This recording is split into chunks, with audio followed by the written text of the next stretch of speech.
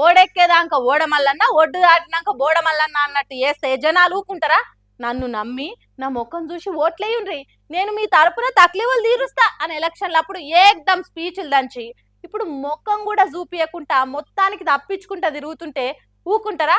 అందుకే నిరుద్యోగులంతా కూడా కోదండరాం సారుండి మీకు దండం పెడతా నన్ను ఓనియురు జరా అనే దాకా తెచ్చిర్రు ఇట్లా.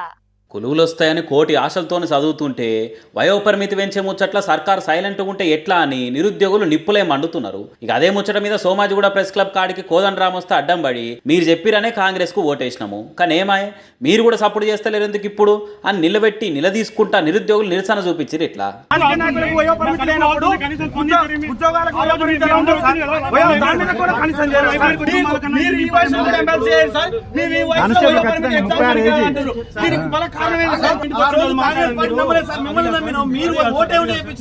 మీరు 60 ఏళ్లకు సుప్రీంకోర్టుకు పోయి ఎమ్మెల్సీ కావచ్చు కానీ మేము 30 ఏళ్లకు ఉద్యోగం చేసేందుకు పనికిరామా?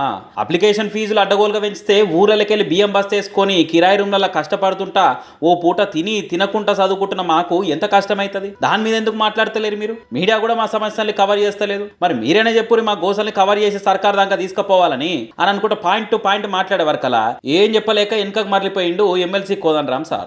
ఇంతమంది నిరుద్యోగులు కడుపు మండి నిలబెట్టి అడిగితేనే ఏం సమాధానం చెప్పలేకపోతే మరి రాష్ట్రం అంతటా ఎంతమంది నిరుద్యోగులు నిత్య కొలువుల కోసం తనలాడుతున్నారు? నోటిఫికేషన్లు జాలక అప్లికేషన్లకే వేలకు వేలు అప్పులు చేయలేక ఉన్న ఊరిని కన్నులో నిడిచిపెట్టి పట్టణాల్లో ఎన్ని పర్సనలు పడుతుర్రో అవన్నీ ముంగటేసుకొని జవాబు చెప్పుర్రు అంటే గవర్నమెంట్తో అవుతుందా అని అనుకుంటే నిరుద్యోగులు నిలదీసి అడుగుతున్నారు గట్టిగానే. మరి కోదండరాం సార్కు ఇంత సెగదాకినందుకన్నా పార్టీ లీడర్లతోనే ఏమైనా మాట్లాడుతారో రేపు చూడాలిగా.